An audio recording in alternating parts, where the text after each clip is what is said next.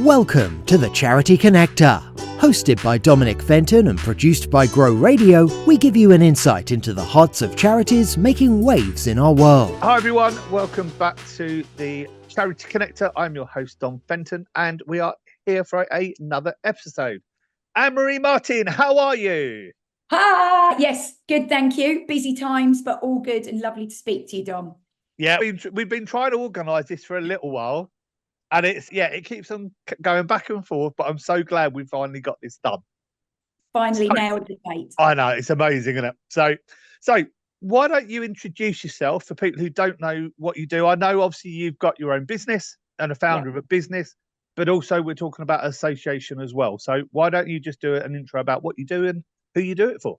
Absolutely. So yeah, I'm the founder and franchisor of Diddy Dance, and we do preschool dance classes that I franchised across the country even.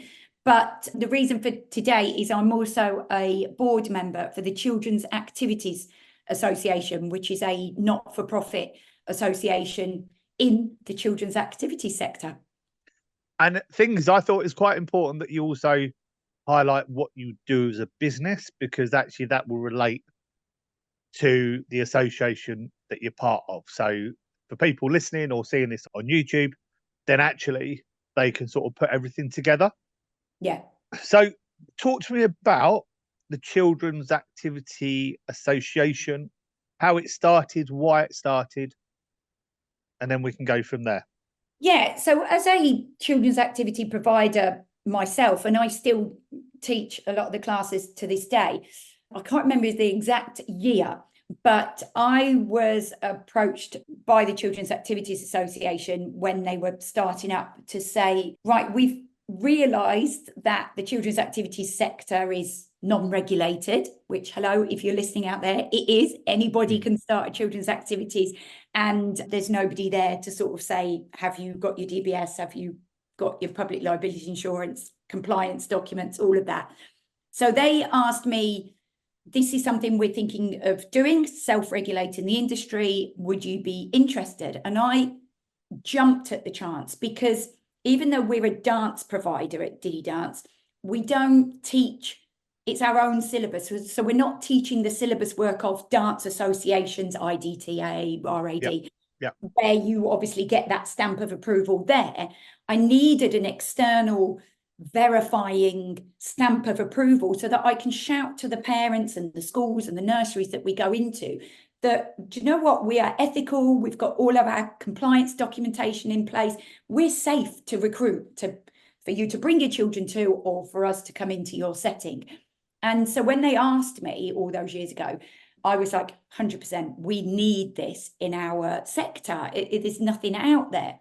And so I joined as a founding member and helped the association grow and shout about it. But then I think 2 years ago, they put it out to, no, a lot more recently than that, put it out to members to become board members. And I thought, yes, I'd actually like a bit more of a say in this and really help again the sector, help us to raise standards. So it is there. We've got 3 levels of membership now, and the top one, which is your accreditation, where you have all of your policies and procedures and age-appropriate developmental lesson plans looked at and accredited.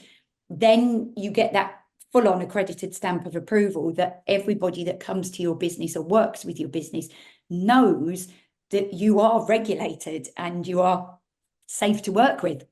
Yeah, and I think that's really important. And having worked within this sector and worked with children for a long time, let's put it that way. I'm not going to say how long, but a long time. It is really important. And we always look at, you know, people moan about DBSs, people moan about this and this, but actually these are things that are really important, and actually we need them. We need to make sure that everyone is following as much as they can the same pathway to be able to provide safe opportunities for children in schools, nurseries, everything else. Absolutely. We've got to be, I don't think, like yourself, I've been going for a very long time. And I don't think I've ever been asked by a parent coming to a class, oh, hi, do you have a DBS? Hi, do you have public liability insurance? There's an assumption made. I think, especially if you work in the preschool market, they assume, well, actually, no, any age group, that they assume that you're all under Ofsted regulation. And, unless you're a drop-off setting, that isn't the case. So literally anybody can go out there, hire a church hall, get some toys out or get some music on and start an activity. And there's nobody there checking that they are safe to work with children. So the Children's Activities Association is really needed. It just needs a bit more awareness now into the wider public that parents and settings are asking, well, what do you have in place? Or are you an accredited member of the CAA? And then we know that you've got everything in place.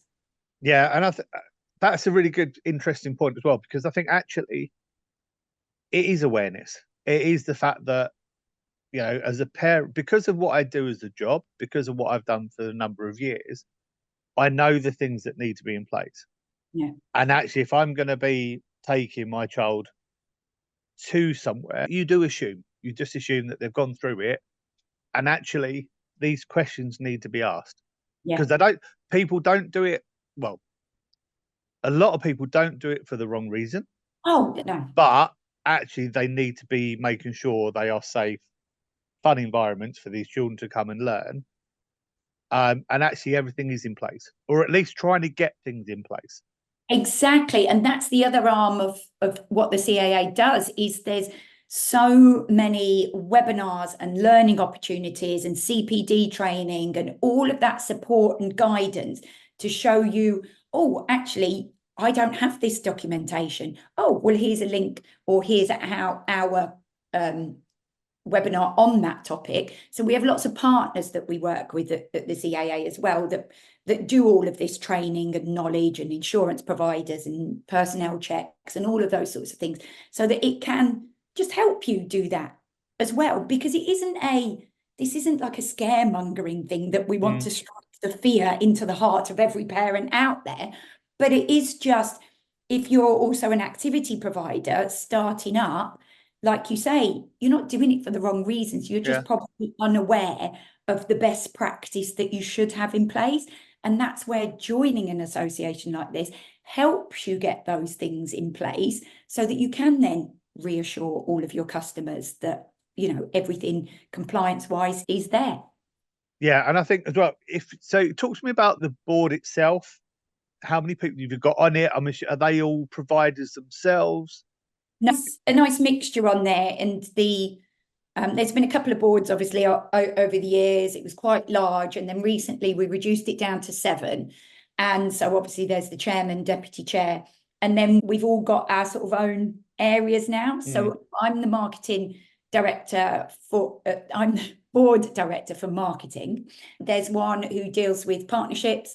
There's one who deals with the franchisers that join, one who deals with independents that join. We have a finance director on the board as well, and one for lobbying as well, so that we can, really, especially with the new government now, really help with trying to check policies and procedures with, hopefully this new minister for children who is looking at early years. We really want to work with them even more to really ensure that this message and awareness is broader across the whole of the UK. So we've got a smaller board now, but obviously with an odd number when it comes to voting for things. We meet 4 times a year, and it's all about how can we grow, support, and raise awareness for the sector, really. Yeah, and I think sometimes sectors can feel forgotten. Yeah. And they can feel not heard. And I think, as you say, now with the new government in place, actually it's almost the perfect time to try and lobby and try and make sure that the voice is heard, because it is such a big sector. Yeah. Huge. I mean, I don't know the stats for the financial contribution that we make to the economy, but when you think about the tens of thousands of children and their families that we reach every single week through all of the activity providers across the UK, that is a lot of people and a lot of young minds and bodies that we are working with every single week, especially for us in the early years, that is really setting habits. You know, what we say at Dilly Dance about setting healthy and happy habits in life. So if you're working in the early years, you have such a responsibility to ensure that what you are doing is developmentally correct and proper for those children as they move on to later in life. You know, making sure, for example, like a physical activity is a really fun but developmentally correct activity so that they are more likely to be physically active later in life. All of those sorts of things really process how that child develops in the first 5 years. So it's a big responsibility, and we need to all make sure that we are doing it responsibly. Yeah. How important was it for you to be on the board, to be able to shape? Because I think there'll be a lot of people in the sector, in any sector, where actually a lot of people, it's just about them. But actually, there's also a lot of people who are actually going, no, actually, I want to help. I want to help other people. I want to shape things. How important was it to you? Well, I think when I first joined as a founding member, I was looking for a stamp of approval for my business. So there's always going to be an element of, like any association that we're members of quite a few, there's always an element of, what am I getting, what is worth the membership fee and will help my business. But I think then when you take it to the next level, so even as a founding member, it was something I was really passionate about myself. And even though I wasn't on the board then, we still had regular meetings to help launch it and grow it. And I'm so passionate about the children's activity sector because I just am passionate about working with children and making sure that they enjoy the activities they're doing, that it makes a difference to them, that, you know, it sounds cliche, but the children are our future, and we've got to make sure, okay, I could go into song, we've got to make sure that we're doing these things correctly and responsibly. So a board position has been mentioned quite a few times, but, you know, when you're a busy business owner, as you know, and franchisor as well, it's, oh, do I have time to properly commit to this? And so I joined a while ago, but then when we decided, right, the board needs restructuring, it needs reducing, and we need to make all the members available to them, it was like, okay, yeah, I really want to knuckle down and really help this now. We are members of another children's activities association membership and a couple of dance ones, a couple of franchising ones. But I just thought this one for me, it's something, I've been involved in the association since the start. And I just do believe it isn't about you're not doing things properly, so you shouldn't be doing it. We need to help support everybody to raise standards. But it is a bit of a no-brainer to not be part of such an association, because it's not to say, well, you're doing this irresponsibly. As I say, it's there to support each other, but also why wouldn't you want to then be shouting about that to your customers? Hey, we're doing everything responsibly and ethically. Here's my stamp of approval to do that. I just think it's something we should morally all be promoting, because we're dealing with little children at the end of the day. Yeah, no, I completely agree. So the association at the moment, where are they at the moment in terms, you know, obviously they've changed from now, obviously smaller board members and things like that. So, you know, do a lot of people know about the association? Is it well known? Talk to me about the association, where they're at the moment. It definitely needs more awareness into the wider public. So it's a well-known association within the sector, but I think, like you said earlier, lots of people do have more of a mindset of what's in it for them, other than thinking of helping the wider sector. So it's, I think anything that you bring in that helps regulate things can be a bit scary. So you're always met with a little bit of barriers, and like, oh, I don't need that. No, I'm a responsible activity provider. I know I am. I don't need you to tell me I am. But I think once they start to see the value of the education and the helping, that we are getting more members now, but we still want more. We still want to be that badge of approval for all activity providers. But we definitely do need to really start growing into the wider public now, because I always say it's like that Kevin Costner film, Field of Dreams. Build it and they will come. If you are getting parents to approach activity providers and say, great, I'd love to come to your classes. Are you a member of the Children's Activities Association, so that I know you're running responsibly? Then more providers will go, I really do need that stamp of approval, actually, because schools aren't going to take me in, nurseries aren't going to take me in, customers aren't going to want to come, because we want to raise awareness with the settings and the customers that these are the things you should be asking for. Yeah. And I think, obviously, we were chatting just beforehand, and obviously being now the board member for marketing, and obviously that will play a big part now in trying to raise awareness and trying to show people what is going on. Absolutely. We're just trying to really get the socials going. This is great timing wise. It's worked out to appear on here, but we really do need to get it out to the wider public now that it's a self-regulated industry. And just check that the activity that you're taking your precious child to is safe and ethical. Yeah, no, agreed. So in terms of, that's where you're at the moment. In terms of, say, the next 2-3 years, and I know obviously you are a board member and there are other board members. Yeah. Where would you like to see the association go, or as an association, where would they like to go in the next couple of years? Well, I think since focusing a little bit more on the lobbying element, I think it really is about being the voice of our sector. So we would love the CAA to be the voice of the sector. So all the activity providers that are members get a say in parliamentary decisions, or all of those big decisions that are out there. We can give them thousands of voices to go, this is the reality of it. This is actually what parents are looking for in this activity. This is what schools need to be able to bring in specialists to provide all of these activities that we want all of our children to have a well-being approach about. But unless you've got a association that you can work with, that it can give you all of that feedback, then I think the government would be reaching out to more individuals.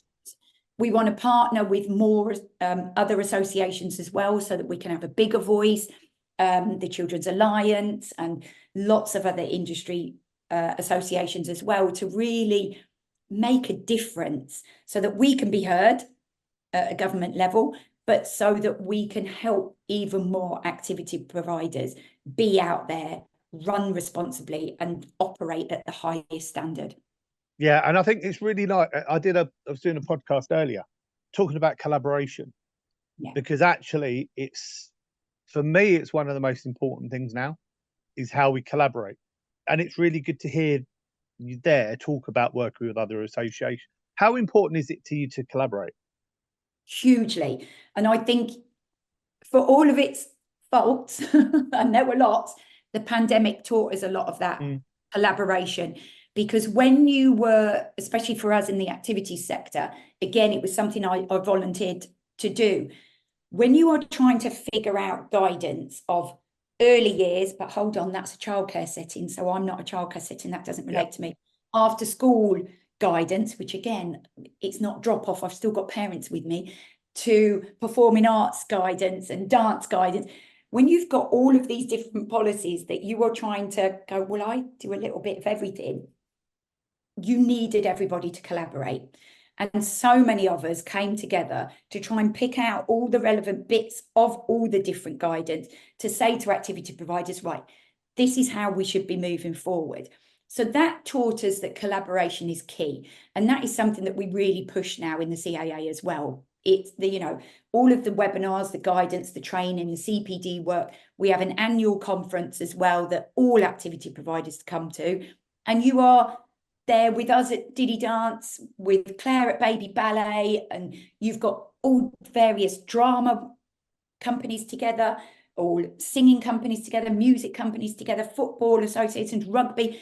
Everybody's coming together, and you're not there competing against each other. You are there coming together to help each other.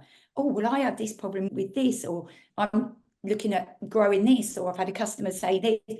Oh, I've had that. And when you all come together to work together, that is where differences are made. It just makes such a huge difference. So not just with the other associations and bringing partners in, like insurance providers and personnel checks and all those sort of things, but within the activity providers themselves as well, all coming together and collaborate. It's so powerful.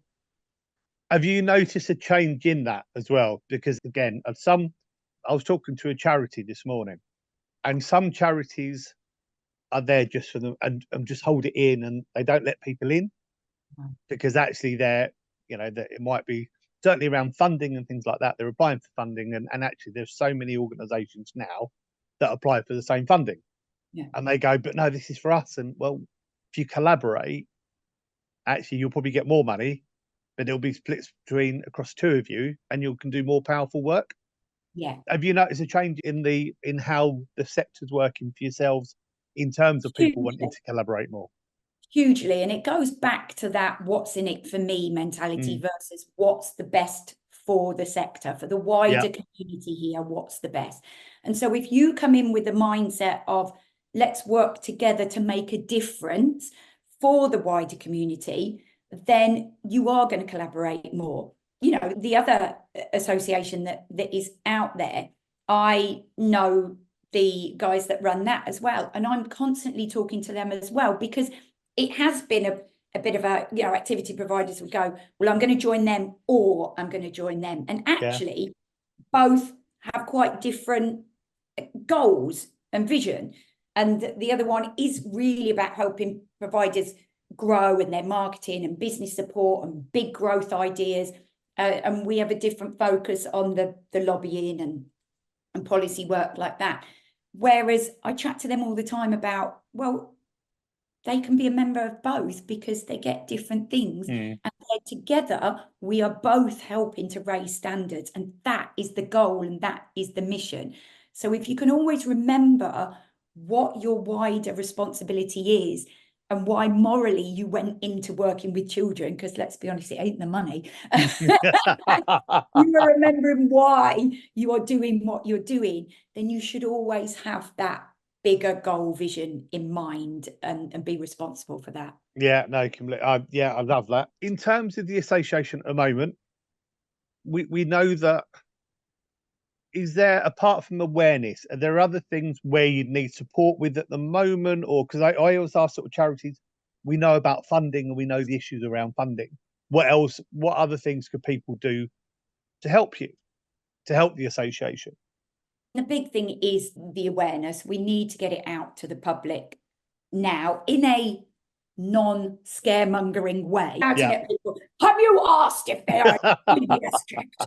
They might be a criminal. But you've got to get the message out there of raising standards and making sure everybody is working properly, safely and securely. So awareness is really the key. But we are reaching out to more associations now, like dance associations, like football associations, swimming associations, to sort of go, can we all come together and help that voice even more? Because a lot of those, obviously you've got on a grassroots level, the FA, Football Association, does regulate. Swimming is obviously a highly regulated industry. So they don't always see the need to get other accreditations elsewhere. I say the more the merrier. Bring on. I get stamp approval from all of these things, then we're shouting about it.